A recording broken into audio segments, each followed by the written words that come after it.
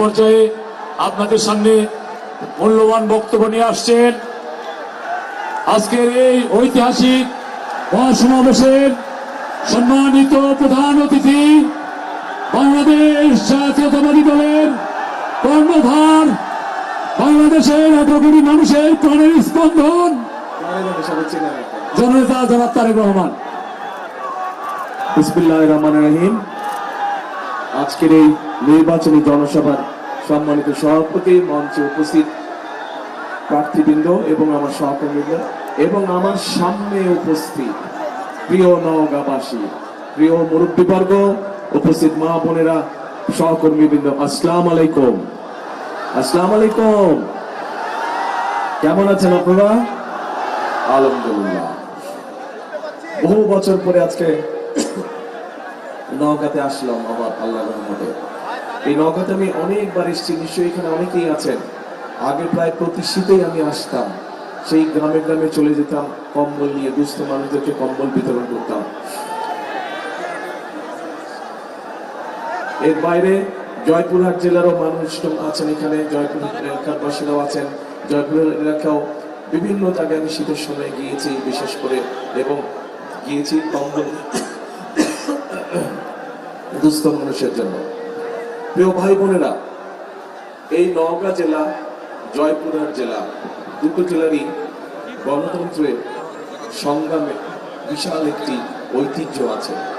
এই দুটো জেলায় আমরা দেখেছি বিভিন্ন বাংলাদেশের অন্য জেলার মতো এই দুই জেলাতে আমরা দেখেছি গণতন্ত্র পুনরুদ্ধারের আন্দোলনে এই জেলার মানুষ কিভাবে বিভিন্ন সময় তারা অবদান রেখেছে।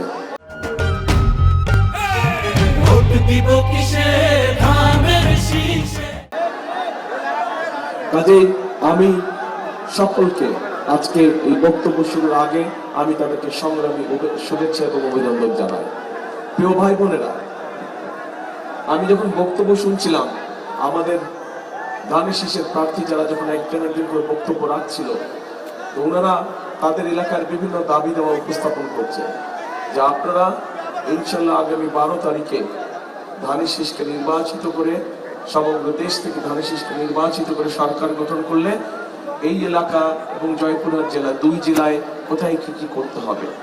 আমি বসে বসে চিন্তা করছিলাম, আমি তো এই দেশে 17 বছর থাকতে পারিনি, তাহলে এই দেশে আমার দেখা সম্ভব হয়নি, কিন্তু আপনারা তো ছিলেন। তাহলে গত 17 বছর হলোটা কি দেশে? এত যদি দাবি দেওয়া হয়ে থাকে তো হলোটা কি এলাকা? কিছু হয় নাই। কেন কিছু হয়নি? কেন কিছু হয়নি? কারণ এই যে আপনারা যে 12 তারিখে ভোট দিবেন, ভোট দিয়ে আপনারা আপনাদের প্রতিনিধিকে নির্বাচিত করবেন, যেই প্রতিনিধির মাধ্যমে আপনারা আপনাদের এলাকার সমস্যাগুলো সমাধান করবেন।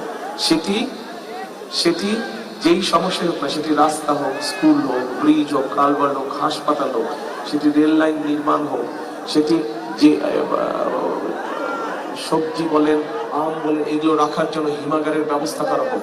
অর্থাৎ যারা এলাকার মানুষের দলমত নির্বিশেষে সব মানুষের বিভিন্ন সমস্যাগুলো দেখবে, তাই তো এরকম মানুষই তো আপনারা চান, তাই না?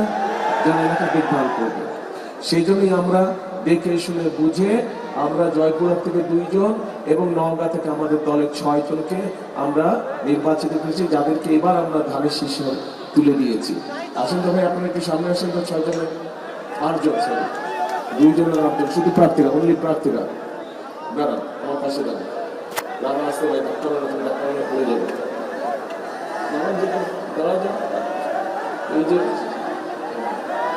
তুলেন, ধানের শীষ তুলেন। এই 8 ব্যক্তিকে আপনাদের সামনে আমরা দিয়েছি। এই 8 ব্যক্তিকে আপনারা 12 তারিখে নির্বাচন করবেন। 12 তারিখ পর্যন্ত আপনারা এদের সাথে থাকবেন। 12 তারিখে নির্বাচিত হলে ইনশাল্লাহ 13 তারিখ থেকে এরা আপনাদের সাথে থাকবে। ঠিক আছে তো? ছিলেন সবাইকে? এদের দায়িত্ব দিয়ে দিয়েছি। নির্বাচিত হবে, নির্বাচিত হওয়ার পরের দিন থেকে এলাকার উন্নয়নের জন্য তারা কাজ শুরু করবে। কাজে আমরা কি এই 8 জনকে নির্বাচিত করবো ইনশাল্লাহ 12 তারিখে? ইনশাল্লাহ। বসেন সবাই, ধন্যবাদ, বসেন। প্রিয় ভাই বোনেরা, এই যে নওগাঁ জেলা বা জয়পুরহাট জেলা, এই দুটো জেলায় কিন্তু বিশেষ করে নওগাঁ জেলা আমরা জানি বাংলাদেশের ধানের ভান্ডার, বাংলাদেশের সবচাইতে বেশি ধান এই নওগাঁ জেলা হয়। কিন্তু এই যে ধান হয়, বছরে প্রায় 3টি ধান হয়, তাই না? 3টি ফসল হয়।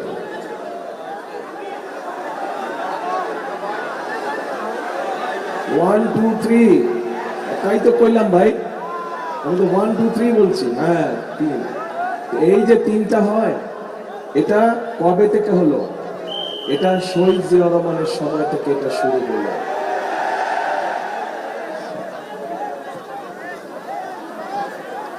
বরেন্দ্র প্রকল্প শহীদ জিয়া যখন চালু করলেন, আস্তে আস্তে ধীরে ধীরে পরবর্তীতে খালেদা জিয়া এটিকে আরো প্রকল্প বড় করলেন। এইটার অংশ হিসাবে আস্তে আস্তে কৃষকরা পানি পেল এবং এখানে ধান উৎপাদন হলো, বছরে 3টা ধান উৎপাদন, এবং নওগাঁ বাংলাদেশের সবচেয়ে বড় ধান ভান্ডারে পরিণত হলো। প্রিয় ভাই বোনেরা, আমি সবসময় একটা কথা বলি, শুধু নওগাঁ জেলা না, নওগাঁ জেলা বলেন, জয়পুরহাট জেলা বলেন, বগুড়া জেলা বলেন, নাটোর বলেন, রাজশাহী বলেন, ময়মনসিংহ বলেন, কুমিল্লা বলেন, সব জেলাতেই কিন্তু আমাদের মূল পেশা, প্রধান পেশা কোন পেশা? কৃষক। আমাদের কৃষক ভাইরা, কাজে কৃষক ভাইদেরকে যদি আমরা ভালো রাখতে পারি, তাহলেই বাংলাদেশ ভালো থাকবে। এইটি মনে প্রাণে আমরা বিশ্বাস করি। শহীদ রাষ্ট্রপতি জিয়াউর রহমান সেই জন্যই কৃষকদের ব্যাপারে, কৃষকদেরকে ঋণ দেওয়ার ব্যাপারে, কৃষকদেরকে পানি সেচের ব্যবস্থা করার জন্য বিভিন্ন পদক্ষেপ গ্রহণ করেছিলেন। এখানে অনেক মুরব্বী আছেন, এখানে অনেক কৃষক আছেন, মুরব্বী কৃষক আছেন, আপনাদের মনে আছে দেশনেত্রী খালেদা জিয়া যখন প্রথমবার সরকার গঠন করলেন, তখন উনি 5,000 টাকা পর্যন্ত কৃষি লোন সব উনি মওকুফ করে দিয়েছিলেন। 10,000 টাকা পর্যন্ত, 10,000 টাকা পর্যন্ত কৃষি ঋণের সুদ মওকুফ করে দিয়েছিলেন। এখানে একজন আমাদের সদস্য, একজন প্রার্থী, উনি দাবি করে দিয়েছেন যে, একটি দাবি তুলেছেন যে আগামীতে ইনশাল্লাহ আমরা সরকার গঠন করলে 10,000 টাকা পর্যন্ত কৃষি ঋণ মওকুফ করে, বলছে না? আজকে সকালে আমি রাজশাহীতে ঘোষণা দিয়েছি, ইনশাল্লাহ বিএনপি সরকার গঠন করলে এখন এই মুহূর্তে যেই সকল কৃষক ভাইদের 10,000 টাকা পর্যন্ত ঋণ আছে, কৃষি ঋণ আছে, আমরা সেই ঋণ সুদ সহ পুরাটা মওকুফ করবো ইনশাল্লাহ। প্রিয় ভাই বোনেরা, শুধু ঋণই আমরা মওকুফ করব না, এর মধ্যে নিশ্চয়ই কম বেশি সবাই জানেন কৃষক ভাইদের জন্য আমরা আরেকটি পরিকল্পনা গ্রহণ করেছি। সেটি হচ্ছে যে কৃষক ভাইদের, সারা বাংলাদেশের সকল কৃষক ভাইদের কাছে আমরা একটি কার্ড দিব, কৃষক কার্ড নাম। এই কার্ডটির নাম কৃষক কার্ড। শুনছেন এর মধ্যে? কৃষক কার্ড। এইটি আমরা ধীরে ধীরে, একবারে তো পারবো না, ধীরে ধীরে ধীরে ধীরে আমাদেরকে যেতে হবে। কিন্তু সব রকম প্রান্তিক কৃষক বলেন, ক্ষুদ্র কৃষক বলেন, মাঝারি কৃষক বলেন, বৃহত্তর কৃষক বলেন, সব কৃষক ভাইদের হাতে আমরা আস্তে আস্তে এই কৃষি কার্ডটা পৌঁছে দেব। এখন এই কৃষি কার্ড দিয়ে কি হবে?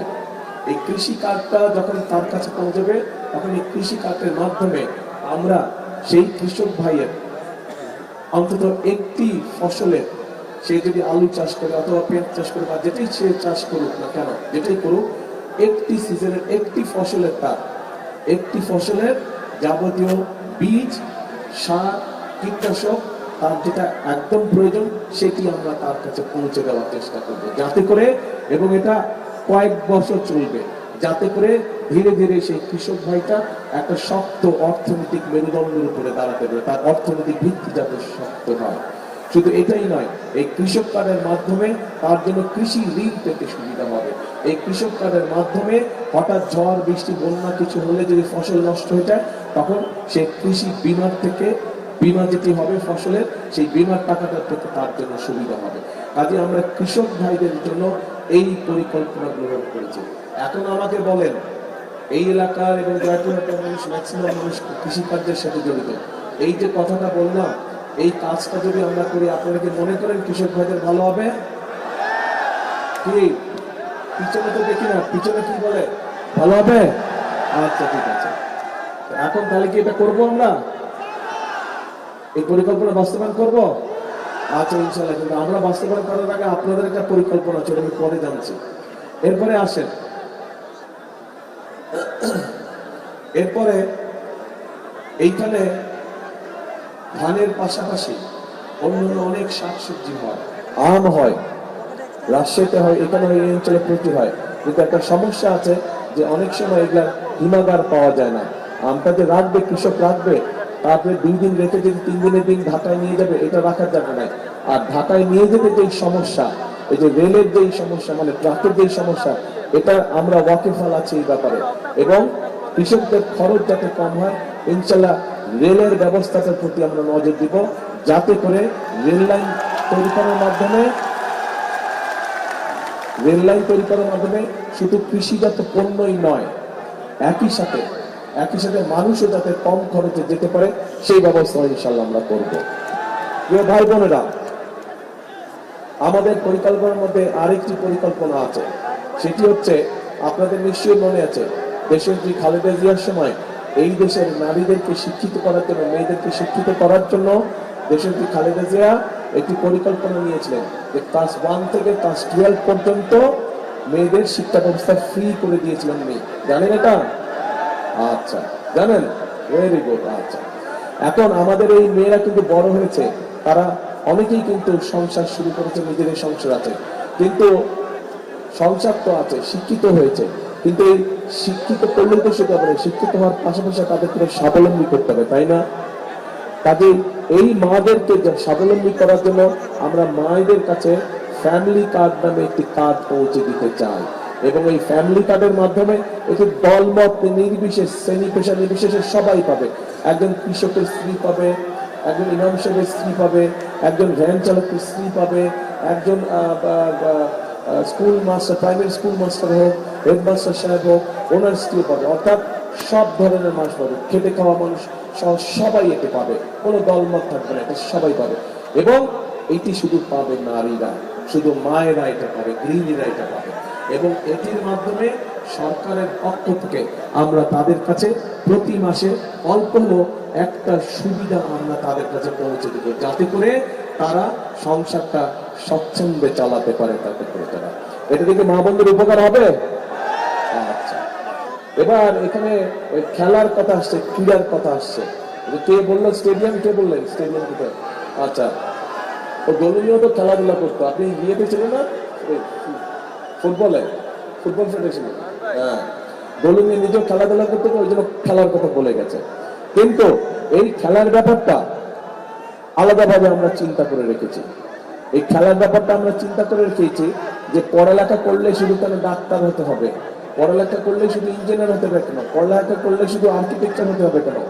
একটা মানুষ পড়ালেখা করে খেলোয়াড়ও তো হতে পারে, হতে পারে না? পৃথিবীর অন্য দেশে যদি হতে পারে, তাহলে আমাদের ছেলেমেয়েরা কেন প্রফেশনাল খেলোয়াড় হতে পারবে না? আমাদের ছেলেমেয়েরা তো খেলোয়াড় হয়েও তো ইনকাম করতে পারে। আমরা সেই ব্যবস্থা ইনশাল্লাহ গ্রহণ করছি যে আমরা আমাদের স্কুলগুলো থেকে যারা খেলাধুলায় ভালো তাদেরকে আমরা আলাদা ট্রেনিং এর ব্যবস্থা করব, যেই খেলাধুলায় ভালো, যাতে করে তারা বড় হয়ে প্রফেশনাল খেলোয়াড় হতে পারে, দেশে বিদেশে সব জায়গায় তারা খেলতে যেতে পারে এবং সেখান থেকে তারা আয় রুজি করতে পারবে। কাজেই খেলাধুলার বিষয়টা আমাদের পরিকল্পনার মধ্যে রয়েছে। প্রিয় ভাই বোনেরা, এই যে আপনাদেরকে আমি জিজ্ঞেস করলাম যে আমাদের প্রার্থীরা যখন বিভিন্ন দাবি দাওয়া দিচ্ছিল, তার মধ্যে আরেকটি দাবি দাওয়া ছিল যে এখানকার মানুষের চিকিৎসার খুব সমস্যা হয়। এই সমস্যা আমি দেখলাম শুধু নওগাঁ জেলায় না, আমি তো ভাই প্রায় 17 বছর দেশে ছিলাম না, এখন যখন আসলাম দেখলাম চারিদিকে শুধু সমস্যা সমস্যা সমস্যা। সেই জন্য আপনাদের কাছে জিজ্ঞেস করলাম, ভাই 17 বছর কি কোনো কাম কাজ হয় নাই? তাই তো দেখলাম এখন কিছুই হয়নি, যেখানে যাই শুধু এইটা করতে হবে, ওইটা করতে হবে। চলেন করবো আমরা, কিন্তু কাজ তো করতে হবে, নিজের দেশকে তো নিজেদেরই করতে হবে। আমাদের তো আর পুরুষ করে প্লেনে করে পালিয়ে যাওয়ার কোনো জায়গা নেই, আছে নাই? আমাদেরকে এই দেশেই থাকতে হবে, এটাই আমাদের শুরু, এখানেই আমাদের শেষ, কাজে এই দেশেই আমাদেরকে থাকতে হবে। এখন প্রিয় ভাই বোনেরা, এই স্বাস্থ্য ব্যাপারে, চিকিৎসা সুবিধার ব্যাপারে প্রকল্প তো কতগুলো আছে, যে ঠিক আছে যেটা হাসপাতাল আছে সেটার সিট সংখ্যা কিভাবে বাড়ানো যায় সেটি আমাদের চিন্তা ভাবনার মধ্যে অবশ্যই আছে, সেটিও ইনশাল্লাহ আমরা করব। কিন্তু একইভাবে বিভিন্ন গ্রামে গঞ্জে মা বোনেরা কিন্তু ভালো চিকিৎসা পায় না। এই মা বোনরা যাতে চিকিৎসা পায়, কারণ অনেক সময় দেখা যায় ঘরের ছোট বাচ্চাটা, মেয়ে বাচ্চাটা অথবা ছেলে বাচ্চাটা অথবা মা অথবা বোন অসুস্থ হয়ে গেছে, কিন্তু হয় ছেলে, বড় ছেলে বা স্বামী বা ভাই হাসপাতালে নিয়ে যাওয়ার সময় পাচ্ছে না, নারীটা কিন্তু ঘরের যে মহিলাটা সে কিন্তু কষ্ট পাচ্ছে।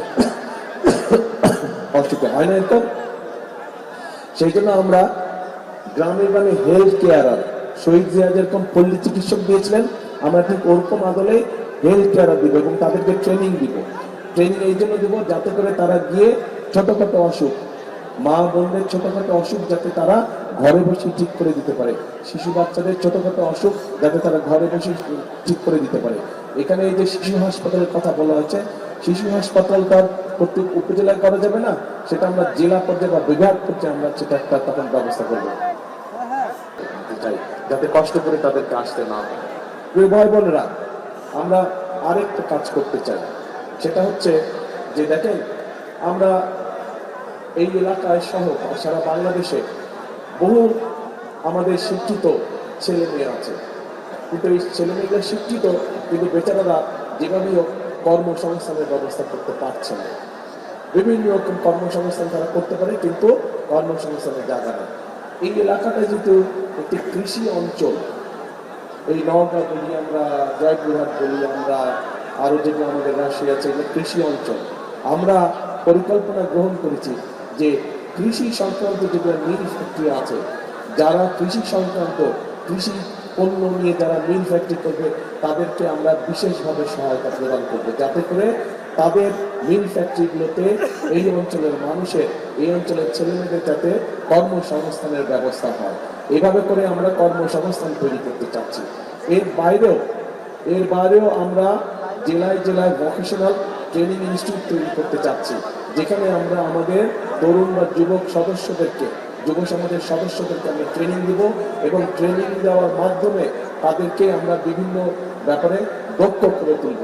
এই দক্ষ করার মাধ্যমে তারা নিজেদের ব্যবসা বাণিজ্য করতে পারবে, অথবা বিদেশেও চাকরি নিয়ে যেতে পারবে, অথবা দেশেও কোনো জায়গায় ভালো চাকরির ব্যবস্থা করতে পারবে। বেকার সমস্যাটাকে আমরা এইভাবে ধীরে ধীরে কমিয়ে আনতে চাচ্ছি। এর বাইরেও আইটিতে বিভিন্ন ছেলেমেয়েরা আমাদের আছে, অনেক ছেলেমেয়ে আছে যারা আইটিতে সেক্টরে কাজ করে। আইটি সেক্টরে এই মুহূর্তে মোবাইল ফোন কোম্পানির বাইরে অন্য কোনো জায়গায় কাজ করার খুব একটা অবকাশ নেই। আমরা এর মধ্যে পরিকল্পনা গ্রহণ করছি যে আর কোন কোন জায়গায় এদেরকে চাকরির ব্যবস্থা করা যায়, এই যেই জায়গায় এদেরকে চাকরির ব্যবস্থা করা যায় সেই বিষয়গুলো আমরা এর মধ্যে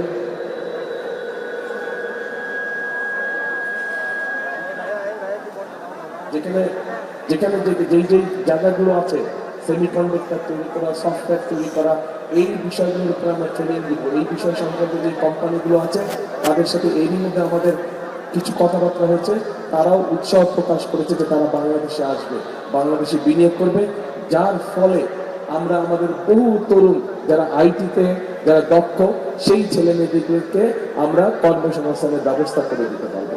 প্রিয় ভাই বোনেরা, এখানে আইটিতে কাজ করে কে কে দেখি? অনেক ছেলে আছে, নতুন ইয়াং ছেলে মেয়ে আছে, আইটিতে কারা কাজ করে আসতে দেখি? ও বাবা, আচ্ছা ঠিক আছে, ধন্যবাদ। আচ্ছা, এখন এই যে বিভিন্ন শ্রেণী পেশার মানুষের ব্যাপারে আমরা সিদ্ধান্ত নিয়েছি যে কিভাবে আমরা সুন্দরভাবে প্রত্যেকের জন্য কাজ করব এবং কিভাবে আমরা দেশটাকে সামনে এগিয়ে নিয়ে যাবো। এর ভিতরে আরেকটা শ্রেণীর মানুষ আছে, যেই শ্রেণীর মানুষটা আমাদের জন্ম থেকে মৃত্যু পর্যন্ত আমাদের সাথে থাকে। তারা আমাদের বিভিন্ন সময় বিভিন্ন উপদেশ দেয়। অর্থাৎ তারা কারা? তারা হচ্ছে আমাদের বিভিন্ন মসজিদ, মাদ্রাসা, খতিব সাহেবরা, ইমাম সাহেবরা, মুয়াজ্জিন সাহেবরা সহ অন্য ধর্মের যে সকল ধর্মীয় প্রধান আছেন সেই সকল মানুষেরা। এখন এই মানুষগুলোকে আমরা দেখেছি অনেকেই এদের মধ্যে অনেক কষ্টে থাকে। সেই জন্য এই মানুষগুলোকে, অর্থাৎ ইসলাম ধর্মে যারা মসজিদ মাদ্রাসা খতিব সাহেব আছে, মুয়াজ্জিন সাহেব আছে, ইমাম সাহেব আছে সহ অন্য ধর্মেরও যারা ধর্মগুরু আছেন, তাদেরকে প্রতি মাসে আমরা সরকারের পক্ষ থেকে একটা সম্মানের ব্যবস্থা করবো ইনশাআল্লাহ, যাতে করে তারা একটা সম্মানজনক জীবনযাপন করতে পারে। প্রিয় ভাই বোনেরা, এখন কথা হচ্ছে যে এই কাজগুলো তো আমরা করবো, এখানে যে দাবি দাওয়াগুলো দিয়েছেন সেগুলোও করবো, তার বাইরে আমাদের নিজের যেটা পরিকল্পনা আছে যে ইনশাআল্লাহ সরকার গঠন করলে আমরা সেই দাবিগুলো বাস্তবায়ন করবো, আস্তে আস্তে কাজগুলো শুরু করবো। কিন্তু এই কাজগুলো করতে হলে তো আরেকটা কাজ আছে, যে কাজটা করতে হবে, বলেন তো কি কাজ? এগুলো তো আমরা করবো, যেটা দাবি দাওয়া দিলেন বা আমি যেটা বললাম, কিন্তু আপনাদের একটা কাজ আছে। হ্যাঁ,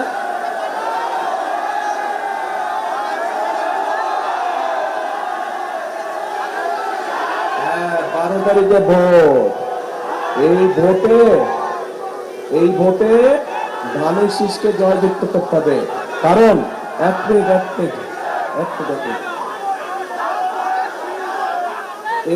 এই যে স্লোগানের এক মিনিট দাদা কথা শোনো। এই যে আমার সামনে এত তাহলে করে লাভ নাই, তো ভোটের দিন দেখাতে হবে। আমার সামনে তাহলে করে লাভ আছে কোনো? ভোটের দিন জয়যুক্ত হয়েছে দেখাতে হবে, তখন বুঝবো এই শক্তিটাকে ভোটের দিন দেখাতে হবে। আচ্ছা, এখন কথা হচ্ছে একটা ব্যাপারে সতর্ক থাকতে হবে। কোন সেই ব্যাপার? এই যে মঞ্চের এই মঞ্চের পাশে ছোট্ট একটা মঞ্চ আছে, মঞ্চে কিছু মানুষ বসে আছে এবং তাদের পিছনে একটা ব্যানার আছে। ওই ব্যানারটা লেখা আছে গুম খুন জুলাই আগস্টের আন্দোলনে আহত শহীদ পরিবার। কথাটার অর্থ বুঝেছেন আপনারা? অর্থাৎ এই মানুষগুলো যে বসে আছে সেটি বিগত 16 বছরের আন্দোলন সহ এই জুলাই আগস্ট মাসে যে আন্দোলন ছিল, সেখানে এই মানুষগুলো তাদের আপনজনদেরকে কাউকে না কেউ হারিয়েছে, গুম খুনের শিকার হয়েছে, অথবা নিজে কেউ আহত হয়েছে সেই জুলাই আন্দোলন সহ এই কত লম্বা আন্দোলনের সহ। এখন যেই মানুষগুলো শহীদ হয়েছে, যেই মানুষগুলো আহত হয়েছে, এই মানুষগুলো ত্যাগের একটা মূল্য থাকতে হবে, তাই না? এখন এই মানুষগুলো কার বিরুদ্ধে আন্দোলন করছে? কিসের বিরুদ্ধে? ওই যে আপনারা 12 তারিখে যে ভোট দিবেন, ওই ভোটের অধিকার আপনাদের কাছ থেকে, বাংলাদেশের মানুষ কাছ থেকে এক পক্ষ কেড়ে নিয়েছিল এবং তাদের বিরুদ্ধে আন্দোলন করতে গিয়ে এই পরিবারগুলো তাদের আপন জনদেরকে হারিয়েছে অথবা বিভিন্নভাবে নিজেরা নির্যাতিত হয়েছে, অত্যাচারের শিকার হয়েছে। এখন প্রিয় ভাই বোনেরা, ওই ষড়যন্ত্রকে দেখেন শেষ হয়নি। একটা তো পালিয়ে গিয়েছে দেশ থেকে, কিন্তু আরেকটা পক্ষ আছে যারা, এই দুই পক্ষ আবার আগে থেকে একসাথেই ছিল। এই দুই পক্ষ কিন্তু বিভিন্ন সময় একসাথেই ছিল, তলে একসাথেই ছিল। গত 16 বছরেও আপনার মাঠে ঘাটে কত পেয়েছেন আন্দোলন সংগ্রামে, তাদেরকে কোথাও ছিল না, ওই ভিতরে কিন্তু তাদের সাথেই ছিল। আচ্ছা, এখন এরা আবার ষড়যন্ত্র শুরু করছে বিভিন্ন রকম। এখন আপনাদেরকে চোখ কান খোলা রাখতে হবে, যাতে ষড়যন্ত্র করে আপনাদের ভোট এদিক ওদিক না করে।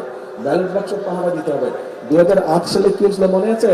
2008 সালে কিন্তু ওই যে ম্যাজিক দেখা না, ম্যাজিক এই আছে এই নাই, ওই খালি বাক্স দেখা ভরা বাক্স দেখা গেছে, মনে আছে 2008 সালের ঘটনা? কাজে এই ব্যাপারে সতর্ক থাকা। গত 16 বছর বাংলাদেশের কোনো উন্নয়ন হয়নি। হ্যাঁ, ঢাকা শুধু বড় কিছু হয়েছে, মেগা প্রজেক্ট হয়েছে, কিন্তু মেগা প্রজেক্ট মানেই মেগা দুর্নীতি হয়েছে। আমরা চাই গ্রামের মানুষের ভাগ্যের পরিবর্তন করবে। সংক্ষেপে আপনাদের সামনে আমি আমার পরিকল্পনার কথা তুলে ধরলাম। আপনাদের পরিকল্পনা আপনাদের কাছ থেকে আমি জেনে নিলাম যে আপনাদের কি পরিকল্পনা। আপনাদের পরিকল্পনা কি পরিকল্পনা?